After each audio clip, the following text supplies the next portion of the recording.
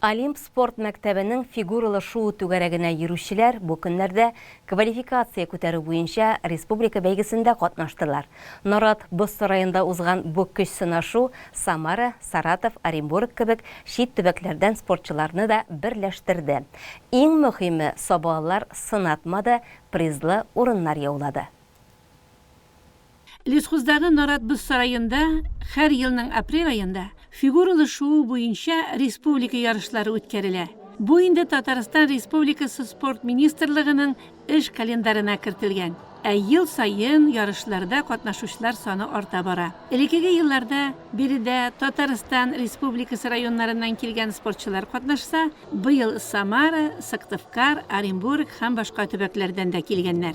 Безнең бу ярышлар ел сайын батырга инде. Менә бу ел инде яңалык теләшенә килгәннәр монда.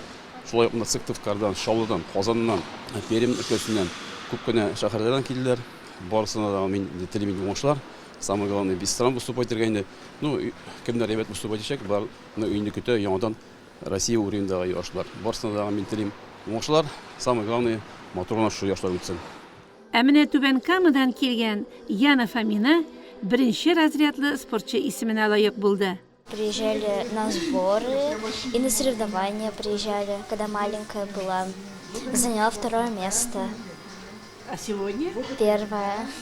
Бүген беренче урын алуым белән мин горурланам. Бу Ирак, Украинада хәрби операциядә катнашучы әтиемә зур бүләгем ди Яна. У каждого спортсмена своя задача.